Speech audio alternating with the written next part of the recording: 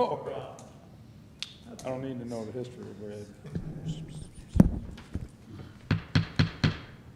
Let's go ahead and call the meeting to order, please. Council workshop meeting, Monday, July 6, 2020, 6 p.m. Heidrich. Here. Holtmeyer. Here. Obermark. Here. Patke. Pettit. Scornia. Here. Sullentrop. Here. Wessels. Here. Please rise for the Pledge of Allegiance. So this evening, we have a scout with us this evening. His name is Connor Dunker. You can all guess his dad is our parks director.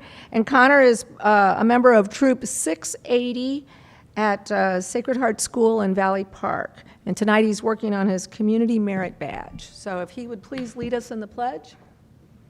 Allegiance to the flag of the United States of America and to the republic for which it stands, one nation, under God, indivisible, with liberty and justice for all.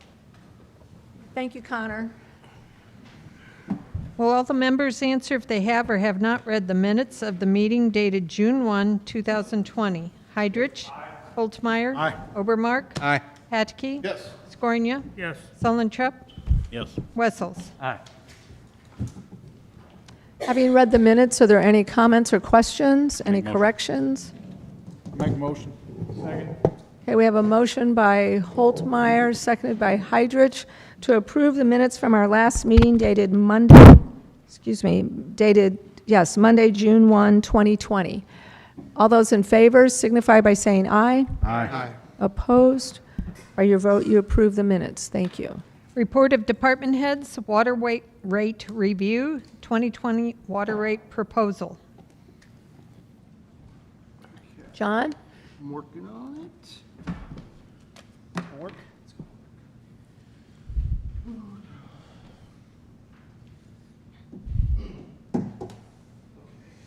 Good evening, Council. So this is the second, I believe the second meeting that we brought forth to you all regarding water rates and what's kind of been done. This has kind of been ongoing for about a year and a half now. I think we all are aware that we were kind of behind on our water rates, and with operating in the red at a very soon to be situation just operationally. Capital improvement sales tax had $500,000 actually out of that fund to offset the cost of a water tank on the east end of town, a water tower. And I think we all kind of, or Darren brought up that these enterprise funds need to be operating as an enterprise fund and not needing assistance from essentially a sales tax. And I think we can all somewhat agree with that. And it's nothing new, I think, than we've probably discussed in the past. So Mary Tremon provided us, these are just some, I think I briefed you on this a little bit before, but some data from Missouri Municipal League of 66 communities of our size. They range from, I think, 10,000 to 50,000. And it just kind of gives you a snapshot of where we sit with water rates. We're in the lowest five. Actually, we're second lowest in percent based upon household income, which, that's an intriguing number because you have two different variables in it. But, Town and Country being the lowest, but their household income is almost triple our size. So they have revenue to replace that water line. Thinking about that, a water line shouldn't be more expensive necessarily to replace in there than what it should be here. So that's kind of a skewed number. But you could see kind of the other four are something similar to our size as far as household income and things. And you could see we're 25% lower than the other ones. So I think that kind of gives a good snapshot of kind of where we sit. So monthly water bill, this is an average bill. It's based upon the entire gamut of the community, going from the highest user industrial to the my grandma uses 5 gallons, for example. You'll see we're the fifth lowest. I mean, we're the lowest of the fifth lowest by quite a bit. That's 0.82 a month compared to 15. And again, that's kind of hard to gauge because you do have industrial users actually in that as well, and you have users that don't use anything in there. But that goes for all those communities. It just gives you a snapshot kind of where we sit. We thought that was a pretty telling, at least a data source, from communities across Missouri. So with that, where we started was we started with a 10-year budget. Staff put together a 10-year budget, And Mary actually projects that out on revenues on one side, expenses on the other, and we saw that we'd be running a deficit in 2022. So the idea is what's the bare minimum? What's the benchmark foundation that we need to get to raise these rates? How much revenue per year do we have to generate to get this thing operating, at least break even? That number was $215,000 per year. Now that number does fluctuate a little bit depending on the capital items and just operational numbers, but that's what we needed to. So what we did was we started just targeting that number as this is where we have to get to. We have to get there regardless of the conversation. But it's important to note, and I think at the last meeting we discussed this, that does not do anything for any like wholesale improvements. That does not put money away for a future water tank. That does not pave or replace water lines if you're paving streets. That just gets us operationally essentially break even at a reasonable timeline within essentially 10 years. So we put forth, I think the last time there was a proposal that staff put together that was we felt was somewhat palatable, that did allow for some additional monies. I think it was somewhere around the 280 number is what it was, which again, 280 doesn't even get you an extra person if you need it. And we just went back to the drawing board. Water rates are comprised of two things: a dollar number, the $2.25 per thousand, and a rate schedule, the amount of gallons. We are what's called a descending rate schedule. The more water you use, the cheaper the water gets. We looked at doing a flat rate. Every gallon pumped to you, or every gallon that you utilized had a cents attached to it. We looked at that. So I think we had a full review of the different options we had, and what you'll see is we actually condensed first 16,667 gallons. There was actually a smaller benchmark, if you would, that was actually a higher dollar number attached to it with our current rate schedule. So we essentially condensed the rate schedules as well to try to generate more revenue while keeping the actual per thousand gallon number as low as we possibly could. So you currently have a three-tiered structure. Yes, I'm sorry. Going down. That's to the word tier. There's what's proposed. Correct. Okay. Also, what you'll see is we're proposing a service charge for every active meter. That's similar to Ameren. I think everyone gets a service charge whether you use a kilowatt hour or not. You get a $7 service charge. What that essentially does is it makes sure that you have revenue coming in to some level, regardless if anyone uses water in the future. Like a good analogy maybe would be is if you go to a gas station and you're getting 50 miles per gallon on a vehicle and you don't raise your gas tax, that's based on a usage, your revenue is actually going down. What a service charge tends to do is at least bring some revenue in, regardless if your faucet is more high efficient or not. It also gives you a tool in your toolbox in the future of maybe you don't raise water rates, maybe you just raise a service charge to generate a finite dollar number that you're looking for. So it's just a different way of doing things. In addition, in order for us not to be in the position we were in like we are now, we're proposing a consumer price index multiplier that gets attached every single year. So October 1st of any given year, let's just say 2021, provided, let's say this goes into effect with that CPI, and the CPI for 2020, or that quarter of whatever it was 2%, that water rate would automatically increase by 2%. So that's just the two tiers. That is not the meter gonna charge. get to that. The meter Yes. charge is static, but the other two, the first, like the $2.25 and the $1.55 Yeah. that we see, those would be the ones that would go up by the CPI each year. Which consumer price index, cost of living, it's the cost of living, and staff felt that water is a vital expense for any home. So that's where that proposal came from. Some years that might be 3.5, some years it may be 0, but it'll all be dependent and variable on what that CPI comes out the quarter before. So I think that makes some sense. So what does that mean for people? So what we did was we took just a couple examples. I just broke out 3 basically. This may not be applicable to you, but DNR puts out some guidance that an average home uses 120 gallons per day per bedroom. Now, whether you know, whether that's true or not, that's up to you, but it just gives you some kind of benchmark. That's a 10,800 gallons. Your existing bill, as it sits today, would have been $25.40, okay? Your proposed bill, same gallons, would be $31.30, okay? That's, John, Yeah. do both of those then, where is that $7 rate? Is that then on top of the $31? no, or- no, it's in built it. into that. It's in That's it, built into for that. sure. Okay. It's in it. All right. How does that combine with that 1322 you had earlier? Is that for like smaller places? You said the average was 1322. Yeah, so that's the problem when you're trying to tie those things together, because the 1322 could be anyone that's only using, you know, 50 gallons a month. But that's- It's an average across every meter is 1322. What we're trying to do here is just show what a 3-bedroom home would be. Well, what I was getting at was, I think as we publicize this, assuming we decide let's go, it might be good to show that one too, because this is Yeah. considerably more. Plus, it's almost a 25% jump right there. Whereas that 1322 may not look as, and that's the average, you said. That is the average. So let's just say that you used a 1,400 gallon right now, which is nothing, but I mean, let's just go with that scenario.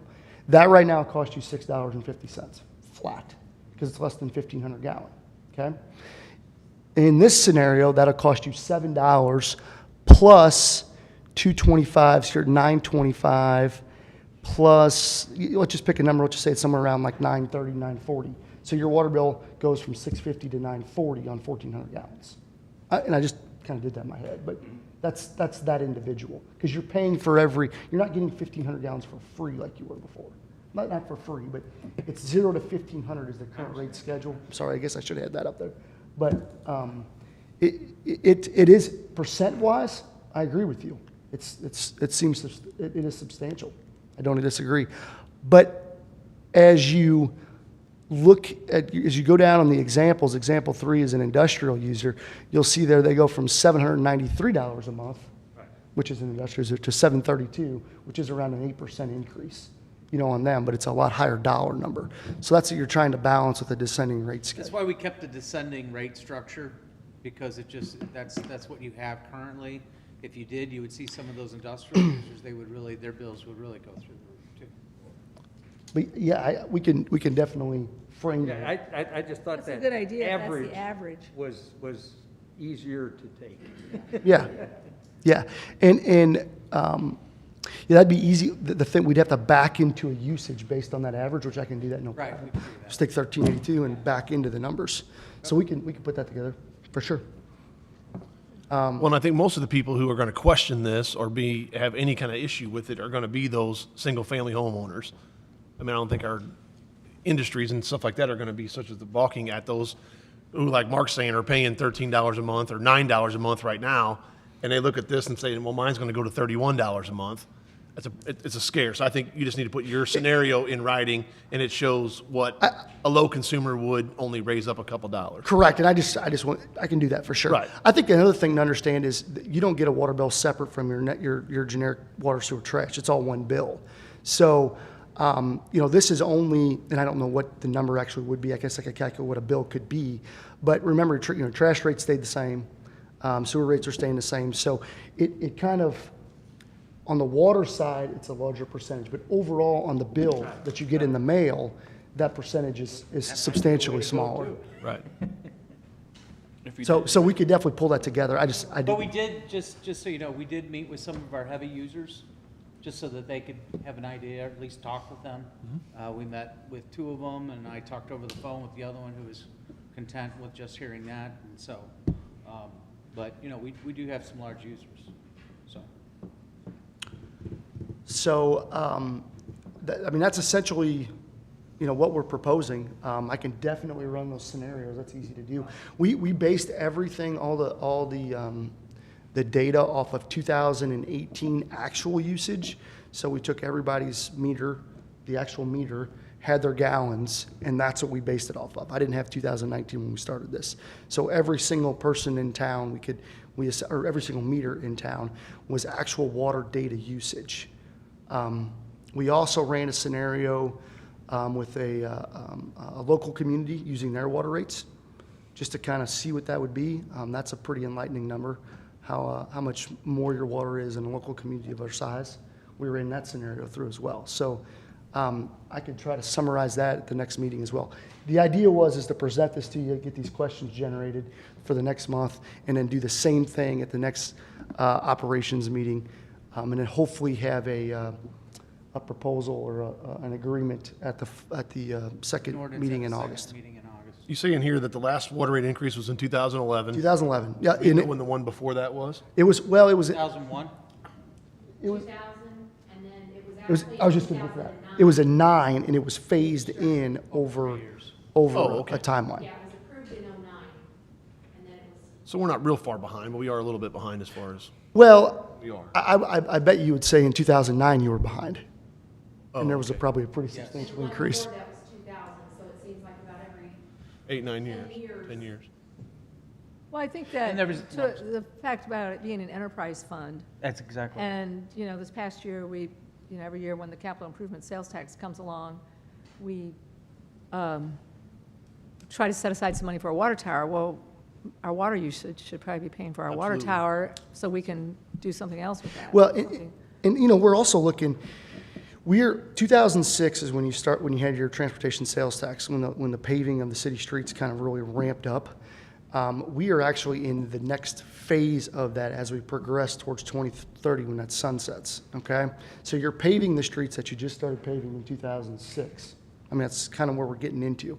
So we internally put together, with dollars obviously being the primary factor, but a policy that if we saw 2 or 3 patches, which indicate a water main break, that we would try to replace that water line. Oak Street was the first time we kind of implemented that.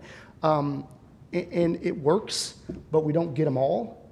And I can never guarantee you that we won't have a water main break on a freshly paved street, but I can guarantee you that the risk goes up if we don't do something. So, the idea is if you're paving 3,000 linear feet of street a year, round number, and that's really generically speaking, around $40 a foot for a water line, that's $120,000 extra dollars you need out of the water fund to replace that water line. This will get you there.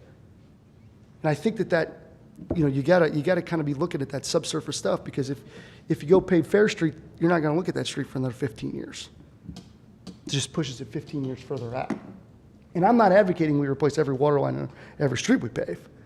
What I'm saying though is we don't even have that tool in our toolbox because we can't afford it right now. We don't have the revenue for it. We just John, can't do you that. mentioned that without raising the rates, you could do a service charge, raise the service charge, and if so, what would that number be?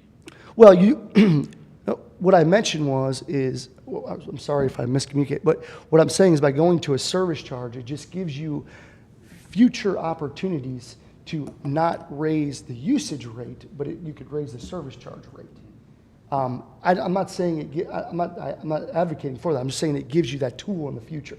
So there's 6,500 meters, pick a number. So if you raise that by $1 to $8, $6,500 more a month, $65,000, $80,000 more a year, and that wouldn't necessarily have a wholesale rate change. You could just go and say, hey, we'd like to raise the service charge. See what I'm saying? It just gives you that option if you wanted to. John, you have the number of 365 in additional revenue is what this Yeah. proposal would generate. Yep. And that, Based given on- a budget, is what is needed? Yes. That- Yeah, 215 is the number that'll get you operating break even, I think, after like year 5 or 6. So that'll leave you with 150,000 left over. So if you plan on, for example, the water tower is going to be $1 million. You would be able to afford that water tower after year 10 with this proposal, provide, some good budgeting practice. Well, I guess, and that's kind of exactly what I'm saying is by going from 215 to 365, we're going $150,000 right. more than what we are now. Correct. Well, no, more than what would get you break even, because we're at 0 Be now. much I'm more sorry. than break even. Yeah. But my point is that if we make another $100,000 a year, in 10 years, we can afford one water tower. Correct. So we're really not getting ahead like we should. It's, This is this is still very, this is more aggressive than what we initially proposed, but this is not We could do super more. aggressive. Exactly. That's what I'm trying to say is that it could be more aggressive because even though it's an enterprise fund, like the mayor said, Yes, we're still not getting ourselves completely out of the hole here. No, we have to be very cognizant and creative on how we get things done. Right. I mean, you could see, I mean, hopefully we're painting water, we're painting the fire hydrants around town. We haven't got to the caps yet. I know Chief wants that done, but we just got some of the bodies done and we're trying to work towards the middle. The only reason why we can do that, is because of trash. We had a manpower, one guy essentially that was available to get that done, and we're using that to get into the next budget year. Otherwise, I couldn't afford to do it. I didn't have the manpower available even to paint a fire hydrant. I mean, that's, And that CPI is going to help. That CPI well, it will.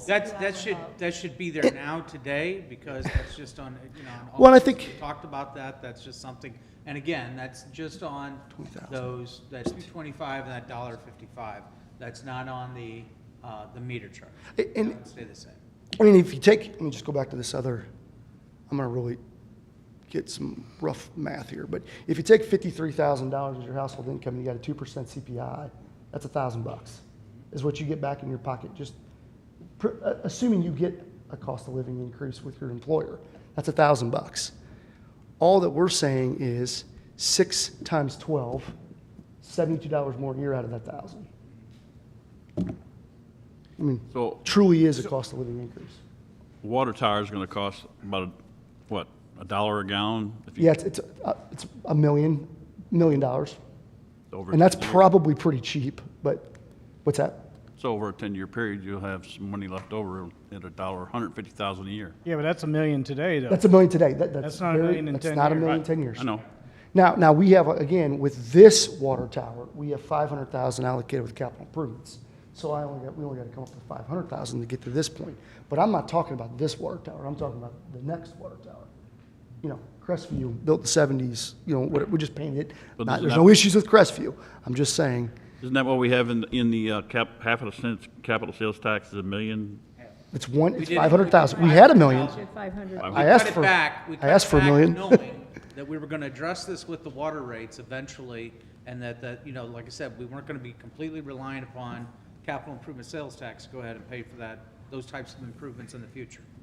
Wean off of it, over time, and the idea was then get these rates to where they needed to go ahead and be. This 215 and 365, Hmm? those figures don't include that CPI either, do they, hold on, let me make sure I get this right. They do. But it also includes They do. an Get it. offset of the expense on the CPI as well, because the CPI basically covers salaries and an increase in expense of the same CPI. Basically, the 2% you get in revenue comes up, is a 2% reduction or increase on expenses as well.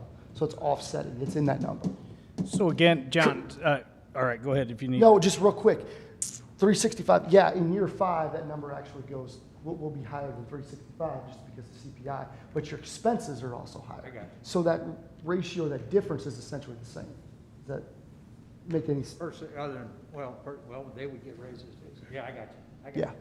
So again, what would be like the average cost now? What are we gonna increase, what would the, somebody's on fixed income, and what would be the average cost increase? Well, so the lowest usage number that I presented on this piece of, I'll give you some rough math, but is this number. That's a 3-bedroom home Right. using 10,800, okay? Now, if you want to, say somebody using 1,400 gallons, which would be your fixed income, one person, I don't even know if they can get away with 14, but just go with that scenario. They pay $6.50 right now a month. This situation will be 7 because you have a meter charge plus your 1,400 or 225 per 1,000 gallons. So 7 plus 225 is 925 plus the extra 400. You're looking somewhere around 960 probably. So it goes from 650 to 960. Okay. You see what that's very loose math. I was just, I Not wasn't close, keeping up with that. I remember when a few of us first got elected on here, we had to figure up trash rates. And we all came to the conclusion we need to do a 3-year increment. Instead of hitting everybody at $10, we hit them at, $2.50, $3, and so on and so forth. But every year for 3 years, and it got us where we needed to be. I wasn't getting the total amount. What Yeah, it increased. and if that's what just keep in mind when you do that, then that your dollar number after that year 10 will just get pushed back a year or two or whatever it may be. We haven't ran that scenario. Like if you want to take this 225 increase and then implement that in it, so that it's just say $2 Well- and 215 and 225 over 3 years, it just pushes that fund balance out. That's why if it's $3 or something, that's different than an increase of Yeah, $10. You know what I mean? right, right. It would be interesting to know, like, your water rate, or your water portion of your bill. is Yeah, about and I- this much, but what the percentage increase would be on the trash, too. 'cause it As the wouldn't total. Total utility The bill. be The overall total bill. utility bill. Because I didn't think about I that could do that. when we talked about that. That's what I thought it was, $55. The average utility bill is $55? $55. Like for that 3-bedroom one, Uh-huh. I mean, that You're would looking might at be more like 6. 60. It's hard for me to, because you got to take 55 minus 1415, which is your trash rate, Yeah. rough 55. Now you're down to Okay, 40, just be curious. and then you'd have to back. I could figure that, no problem. I've done it. I think generally speaking, we've talked about it, but I don't have the. That's a real close number because mine, that Yep. was telling Mary, that's. What did you say, son? $2 a day. Yeah, For water, sewer, and trash. Right. not bad. It's pretty good. It's pretty good. Including that monster recycling bin. Increase And certain. everybody's filling up. That damn thing weighed more than I did this morning. See, so yeah, I can get those numbers. If you have any questions or want to. We can bring that back at the next meeting. You want to know what your bill is? I can tell you what your bill is going to be. It's pretty easy. John, I just think a couple small scenario breakdowns of Yeah. what those people who Just use get a little 3,000 gallons tighter. a month, Yeah. 3,000 gallons, maybe a couple of those scenarios. 'Cause those are the people who are really going to be the question, like Mark's saying. Mm-hmm. If it's going to go up $10 or go up $2, that's a big difference. Yep, we can find out. I can do it. John Vietmeyer's here, as most of you know, is the chair of the Board of Public Works. John's been running these numbers past the Board of Public Works the last 2 months, so they've had some discussions about it, so. Finance as well. So it's all been a team effort on Kevin Coitham as well. So Okay, so if you have additional information for our next meeting, and then we'll review this again at our first meeting in August, that was a plan. and then we'll vote the second meeting in August. That's kind of the plan. That was the schedule. That was the schedule. And they would start then when? It's our October 1st. Fiscal year? Was the plan, was October Yeah, 1st. we were gonna propose it for our budget year, start of that. I think we need to do this. I mean, we need to, Need a motion to send it on to council, or? well, we're not going to Just send it anywhere information? yet, because we're going to talk about it again, I guess. John will bring us some more. Well, John will get you some more numbers for, so that, Those scenarios. Okay, yeah. all right, good. Okay. All right. Thanks, John. Thanks, John. Thank you, John.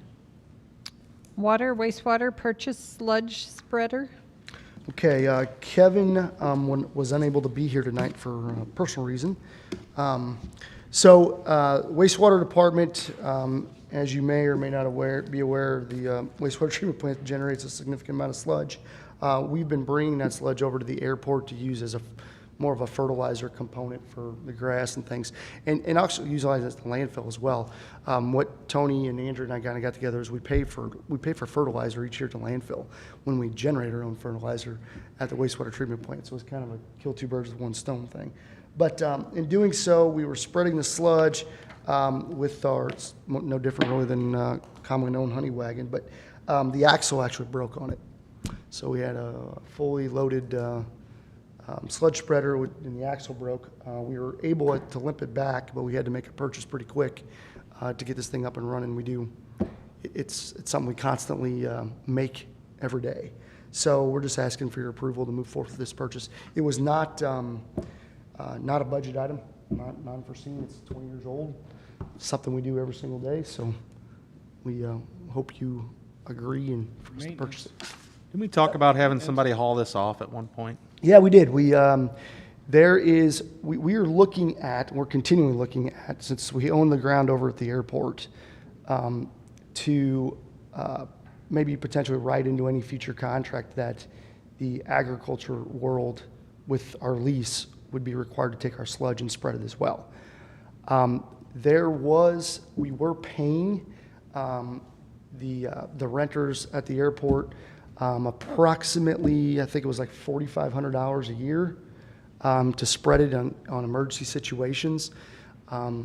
Verbally, they were wanting additional dollars. There was no contract with them. It was kind of, my guess is what happened was we needed something, we had an emergency, and we said, can you guys just take this for us?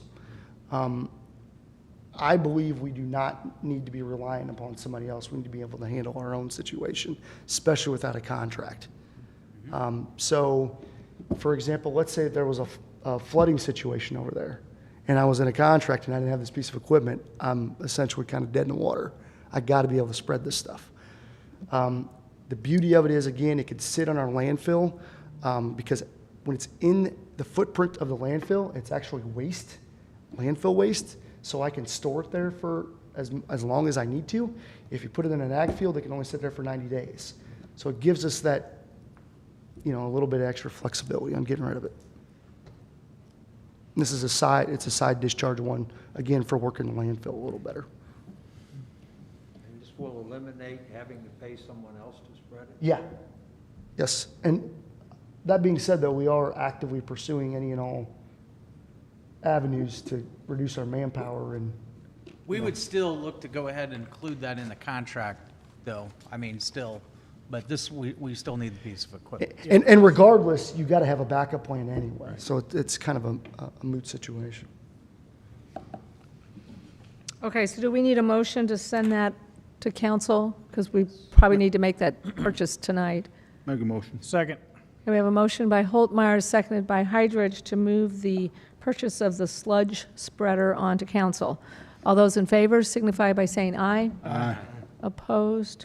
By your vote, you've moved that on. Thank What you. would it cost to get that sludge machine fixed? That's a good question. Say it's just an axle?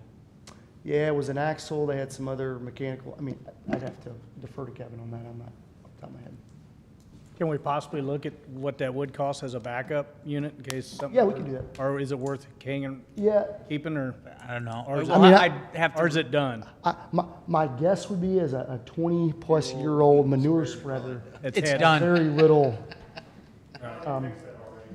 Did they have that? Yeah. Okay. It is a backup. It's a landfill. There you go. There's your answer. There it is. Thank you, Tony.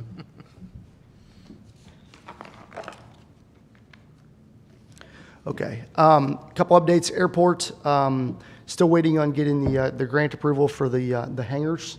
But we're going to look at trying to get those hangars under design here sooner than later. CARES Act funding, I think we're still waiting on getting some signatures on that too. That was $30,000 that would use to offset operational costs and upgrade the lighting at the airport, which is needing some work done to it. So that's kind of what we're looking at doing there. Engineering, working on the High Street, Bush Creek Greenway. I think we have those easements all taken care of, so that's moving forward. And then the local paving this year, still looking at Fair Street, still working on getting some easements, but we got all verbal approval from everybody to get that done. Fortunately, it's going to be paving late in the year again. We'll have to look at what that looks like, but there's a big concrete component to that as well. So everything else is going all right. Okay. Thank you. Communications, purchase of 2 mobile radios. Lisa? Good evening. In your council packet tonight, you have a request for the purchase of 2 additional mobile radios to be placed at fire headquarters. Fire headquarters is actually communications backup location. And with the corona, we had it set up Mark was able to set up 2 additional radios. We have one dedicated mobile radio already in place, and we put some standby units that Mark pulled out of not sure where, that he set up, but we would like to purchase 2 additional mobile radios as dedicated radios to leave there at all times in case we would ever need it as a backup location. So that'll be in your council packet tonight. I did go out and seek bids from 3 different vendors, which will be included in your packet. And we went with the lowest bid, which is actually Radiocom, and they were $2,000 less than the other vendors. So that'll be in your packet this evening.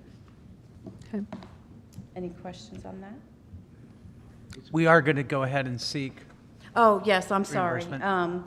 Because of the corona, we are going to seek to see if we can't get reimbursed for those radios through the CARES Act, and we'll see what happens with that.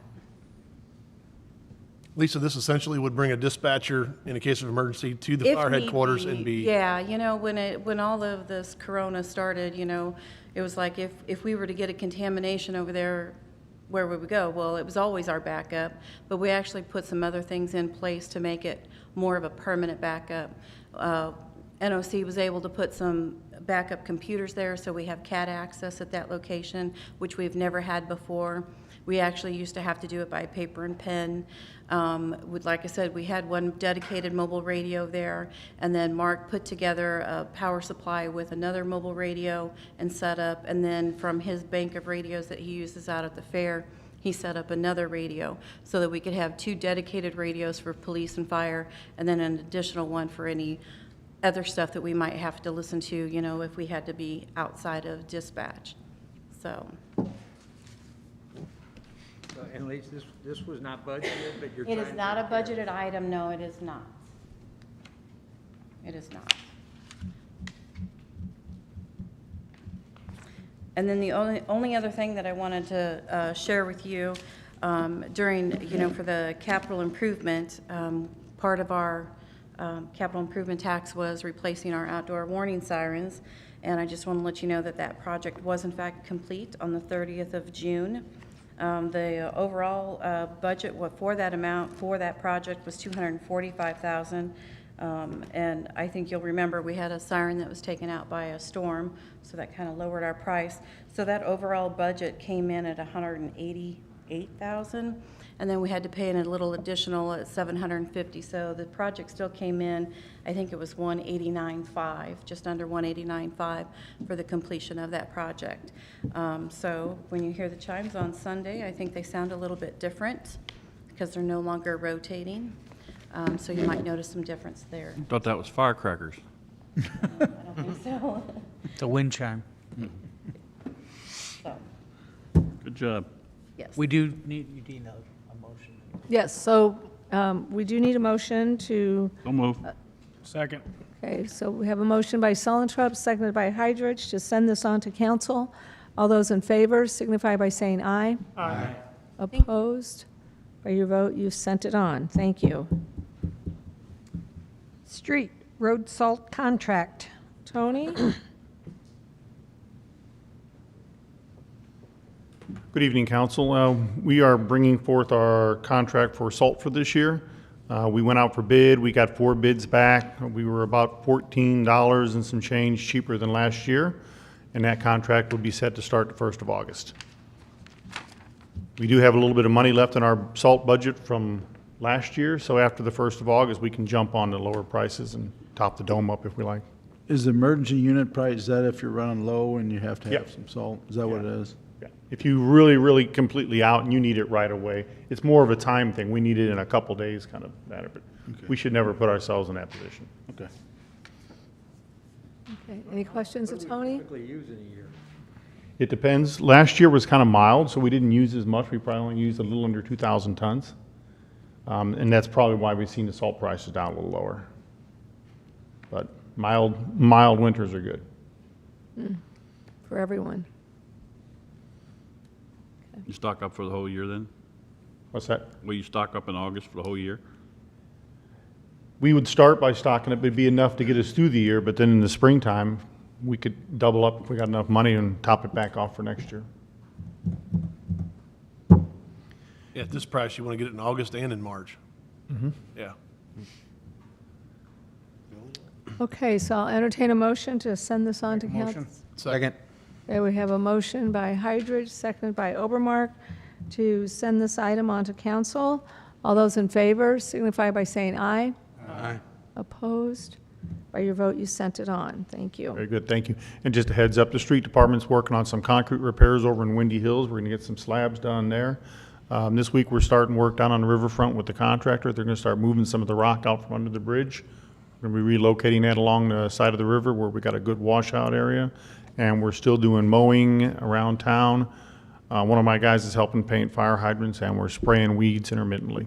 So, all right, thank you. Very good. Thank you, Tony. Parks bid recommendation, Civic Software.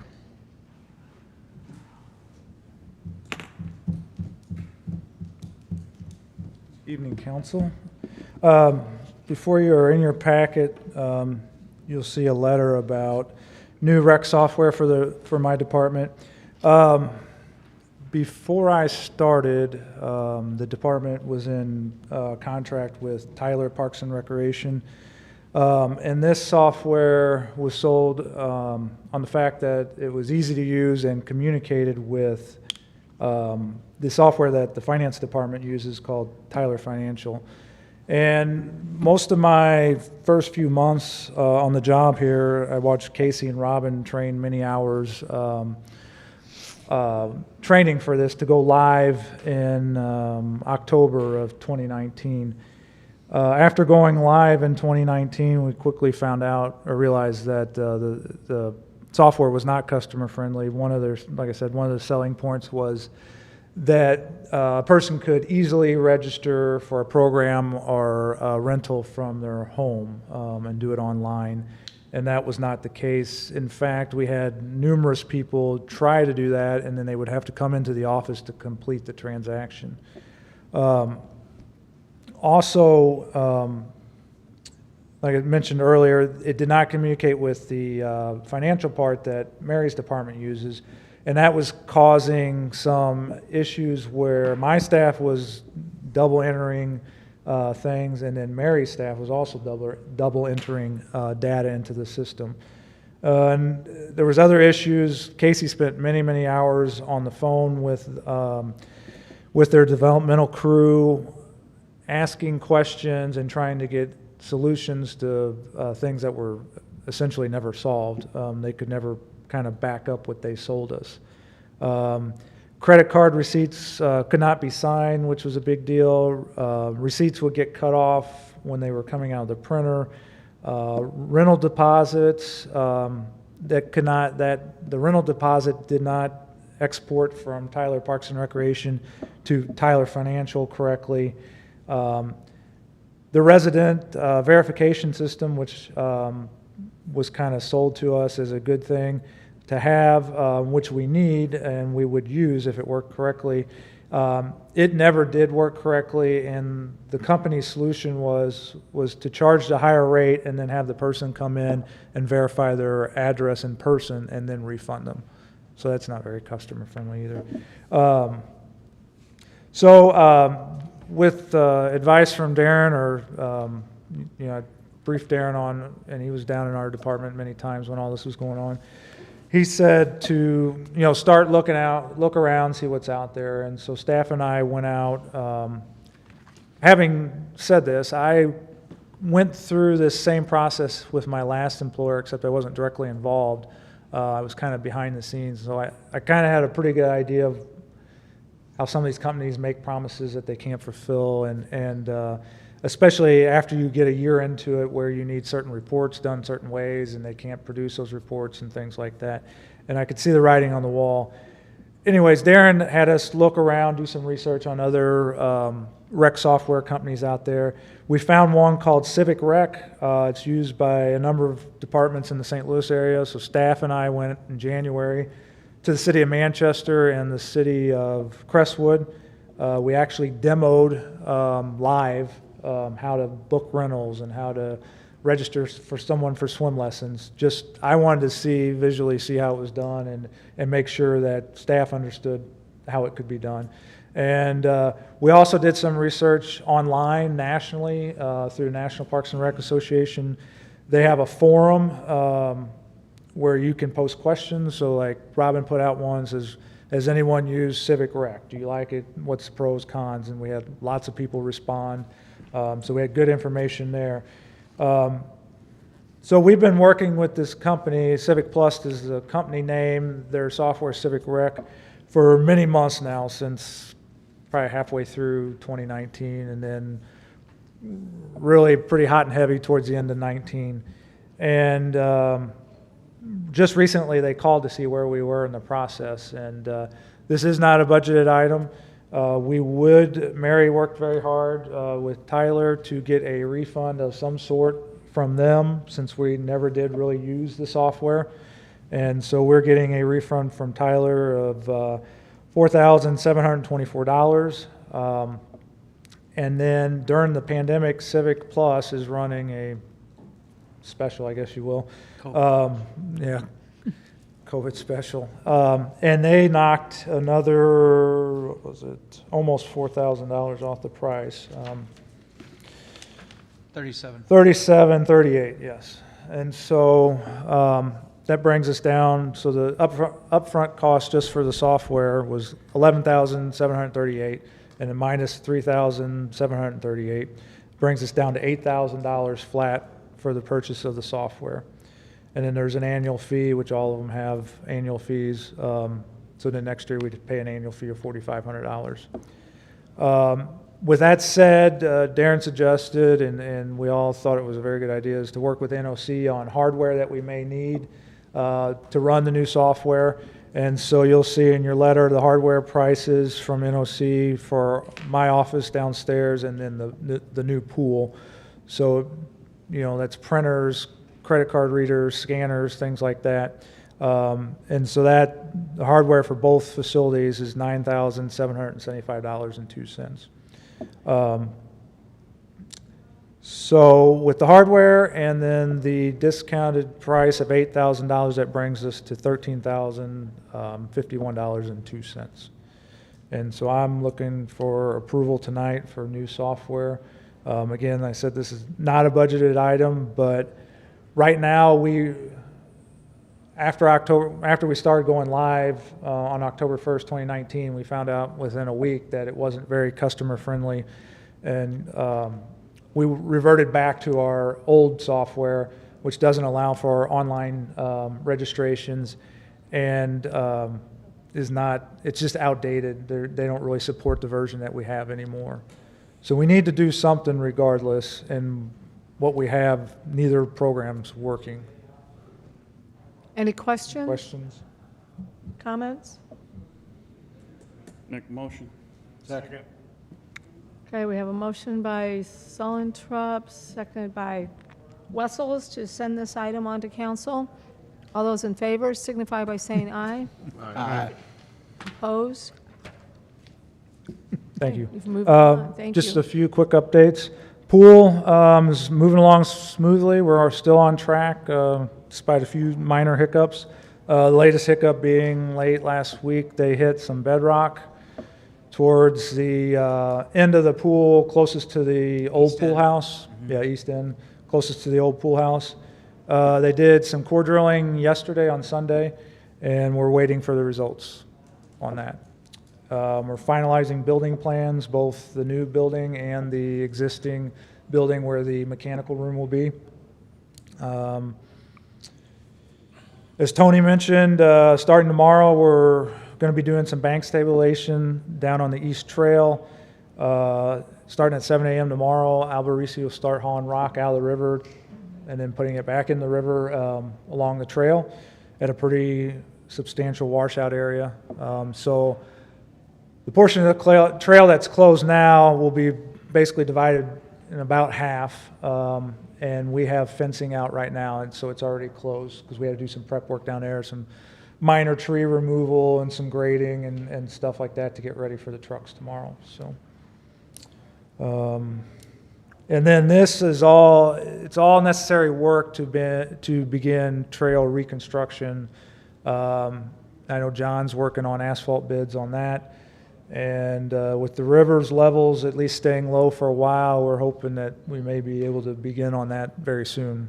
So be on the lookout for more information on that. Freight building, painting's going on. They have 2 coats on the north and west side, and tomorrow at 6 a.m. they'll be doing the south and east sides of the building. Everything seems to be moving along there. It's a little slow because there was a lot of woodwork to do, but it is moving along. And one final thing, with the pool being closed this year, we saved an additional $5,000 on the city's insurance. So, any questions? Wayne, down on the parking lot at the riverfront, you guys got done putting the beddings in that Yes. area. I know it's pretty much completed. Looks really good. The complaint I've been getting from the older people that sit down there in the evenings and whenever is down by the courtesy docks. They said they sit there and they can't see over the grass. Is there any way we can weed eat that down? I know John and I and Tony talked today that Tony may go down with the boom mower and mow some of that down, what he can get with that, and then we can try to get the whatever else is left with the. I did notice that too. Just Bedding today. looks so good down there, and then you turn your head this way, and then There is a lot of weeds out. I know part of it's the railroads, but they've been throwing a lot of Roundup on their stuff. I see that. That was us. Oh, it was? Yeah. We had a complaint that there was weeds on the trail, so we went down there right before sunset on the riverfront and sprayed that whole fence line. So they don't. I was told they don't generally touch that fence line because I think it's kind of too close to the park there. So we do it. And by the looks of it, doesn't look like we got to it last year. So. Okay. Thanks. Any other questions? Okay, thank you. Thanks. Is there anyone else? Mary? Good evening. I'll be really quick. I just wanted to let everybody know that we have a new option to pay your utility bill. We've had a lot of requests from customers to pay over the phone. So right now, coming out in your utility bill insert, you can pay over the phone. There is a $1.25 charge that will be charged to the customer, and it actually goes to pay Tyler Software. So the city doesn't receive that charge. And so there'll be instructions that'll be coming out in the utility bill insert. So that's good. And second, the last phase of the savings from the AT&T phone line bill, we have it down to the final 21 phone lines, and so we'll be seeing those savings, the final part of that, within the next 2 billing cycles. So all of that will be closed out for this fiscal year, so that project will be complete.